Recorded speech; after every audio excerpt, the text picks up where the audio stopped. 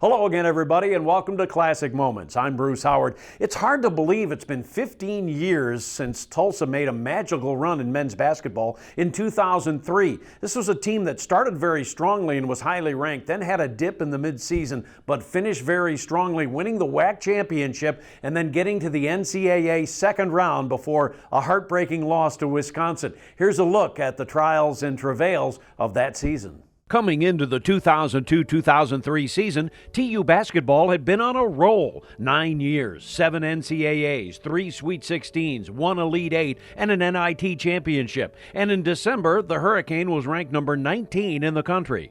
That team was very experienced. They had had a lot of success. They had won NIT and they had won 27 games the year before, so I was very confident going into any ball game that we were going to be competitive. 2002-2003 team, it was a big family, if you ask me. You know, I remember our expectations were high from the season. Like you said, we were fortunate enough to go to the tournament the year before. Those high early expectations were borne out by a 4-0 start, including wins over Arkansas and Wichita State. That set up a showdown with number 22 Kansas at the Reynolds Center for the then 17th-ranked Golden Hurricane. Antonio Reed's nearly half-court shot at the first-half buzzer gave TU a 4-point lead, but Kansas flexed their muscle in the second half and came away with a 9-point win. But after a 3-game winning streak gave TU a 7-1 record, the Hurricane took a downturn, losing 7 of their next 12. We really had this construct of different styles, of different lineages, if you will.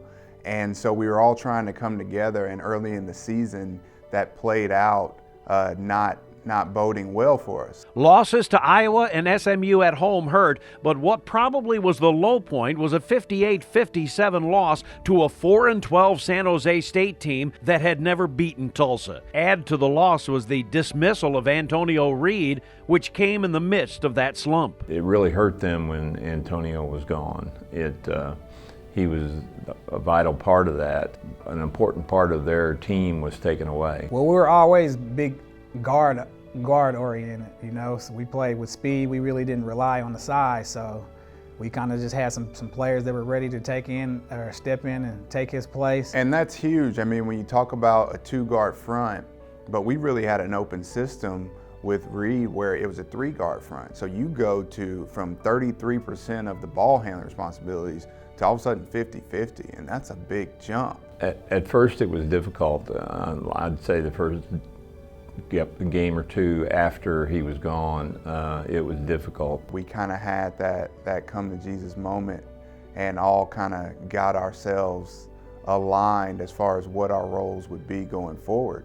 And after that, it was just pretty much magical. I remember them having a players meeting. I don't really know what happened. I do know they responded by coming back and playing well.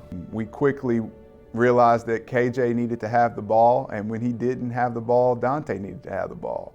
And so that was something that, you know, I had to realize that what was best for the team, and the rest of the guys realized that as well. And after that, we all kind of fell in alignment from there. Despite the downturn and a very un-Tulsa-like 12-8 record, including 5-6 in the WAC, TU still had the pieces to be good, and the leaders stepped forward, making the team look in the mirror. That look in the mirror, hard look in the mirror, forced us to realize we weren't taking care of the fundamentals of basketball. From the way we move without the ball, from the way we pass the ball, to the way we defend, and the way we stay in front of our man and rebound, and all those fundamentals were what we let go out the window because we had taken winning for granted. Dante and Jason and Kevin Johnson were fierce competitors, and that's really fun to coach as a coach when you know you're not as good as some of the super teams, but they didn't care. They thought they could beat them. So TU started to play well again. A 7-game WAC winning streak highlighted by a cathartic win over Fresno State with a special ending. 1.9 seconds left. Parker looks, gets it right side. Swanson, long 3 at the buzzer. He banked it in! It counts! Tulsa wins! Dante Swanson banked in a three-pointer on the right side. Tulsa wins the basketball game 62-59. My goodness, what an ending. Coach Phillips, you know, he drew up a play and he just told me, man, to go knock the shot down. They drew up a play, I got it out of bounds. I think I remember I dribbled, gave him a little shot fake, he kind of didn't go for it, and I shot it off the backboard, got a little luck. That was a great moment for me, a great feeling. I didn't intend to bank it, I won't lie. I just got the shot off. The little luck was on my side that night. After vanquishing Fresno and after the Bulldogs were ruled ineligible for the WAC tournament, TU set their sights on Nevada and a showdown for the #1 seed in the upcoming WAC tournament in Tulsa. And TU came through with a clutch 79-73 win led by Dante Swanson. So it was on to the WAC tournament at the Reynolds Center as the #1 seed. And TU took care of UTEP and got over the hump against Hawaii, and it came down to a rematch with Nevada for the WAC title and a bid to the NCAA tournament. Up until that time, we had a great mental advantage over Nevada because we had been there and done that. And so whereas some teams like Fresno and Hawaii had kind of had our number over the past 3-4 years in my career up until that point, we had that advantage over Nevada. The championship game, we're at home. I'm a senior, you know, I don't know what else you could be thinking, but go out and give everything you got. And that's what we did. I remember we started the game off with it was just energy. I felt the energy every time we score a bucket. You know, usually we don't celebrate, but when we score on them, it was excitement. It was energy, and we just kind of carried that on through the whole game. Got it to Petty. Petty will drive with 6 seconds left. Goes inside, lays it up and in. Price to inbound for the Hurricane. Price gets it into Jarius Glenn with 4 seconds left. Glenn down court with 2 left. Collins on the left side runs the clock out. The University of Tulsa has won the Western Athletic Conference Tournament Championship, and they will go to the NCAA Tournament. 75-64, the Golden Hurricane winning. Well, it was very satisfying. We persevered and we hung in there, and it was a great feeling to know that those guys were going to carry on the tradition that TU had. It's complete exuberance, particularly knowing where we had come from. It was a great feeling to win it at home. You know, Hawaii and Fresno had our number a couple years before, and to be going out as a senior with this team that, like I said, it was like a family when I was here, and to win and get that championship just for Tulsa, it was a great feeling. That whole process was just like a cleansing, if you will, not only from our tumultuous start at the beginning of the season, but also from the last 2-3 years. And so getting those monkeys off of our back, clearing the decks, if you will, we just felt like we were playing with house money, and we felt like we were going to be a problem for whoever we had to face. So now on to Spokane, Washington for the NCAA tournament and a date with the 4th-seeded Dayton Flyers in the Midwest Regional. TU was the 13th seed. What I recall about Dayton was they were a 4 seed. They had been on a roll at the end of the year, and I had watched film on them, and I thought we matched up really good with them. I remember me and Jason having a great first round. We didn't know much about Dayton. We knew they had a pretty good guard. So I mean, my intentions was to come out and play hard defense, trying to not to let him get anything or get hot. And it just so happened me and Parker just caught fire. What I remember about that game is Jason and Dante were on fire.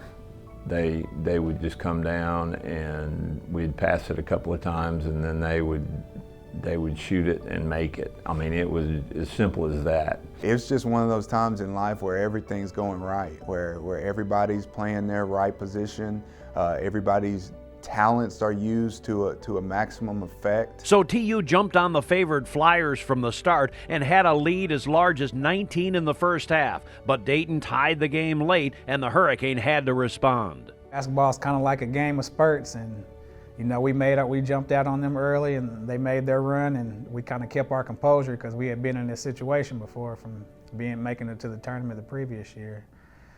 Me and Parker just kind of stepped up, made some shots, you know, just put the game away. When the buzzer sounded and the Hurricane had pulled off the 84-71 upset, some observers were puzzled by the lack of celebration by the 13th seed. Usually when a 13 seed beats a 4, there is a feeling of, woo, we did something unbelievable. That's what I'm trying to tell you about that team. They thought they deserved to win, and they thought they were the better team. It's the best feeling in the world. There's no better feeling on earth. I mean, it is exhilarating. It is phenomenal in every way, and it's one of those things I truly believe that you know it before you ever take the floor. Going into the game, I felt like we were the better team. So if we would have lost that game, I think it would have been a disappointment. And so after the win, maybe it seemed like there was no energy, no dog piles, because that's what we expected to do. We didn't want to come there and we didn't want to be content with just making it to the tournament. Just to win that first round game wasn't shocking for us. With a trip to the Sweet 16 the prize, the underdog Hurricane took on the Big Ten champion Wisconsin Badgers. Again, TU threw the first punch. We were great. Like I said, we were executing. We knew they had some pretty good big men. That's what kind of we were focused on shutting that down, and I think we did a great job of that.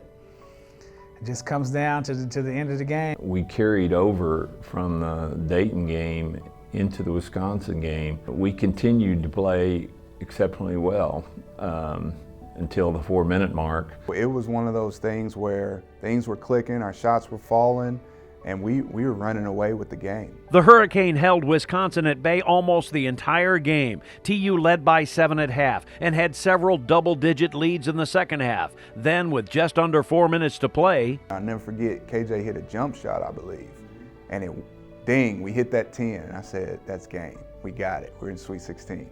up by 58-45 with 3:45 to play, Tulsa was in great position. Then everything that could possibly go wrong went wrong. We were running and humming and everything was perfect and in our favor, and perhaps the universe gathered all those things up and put it in that last 3:45. Jason's right. The basketball gods were definitely not in favor of the Golden Hurricane that day. Wisconsin's desperate comeback came down to the last few moments, with TU needing one last stop for the Sweet 16.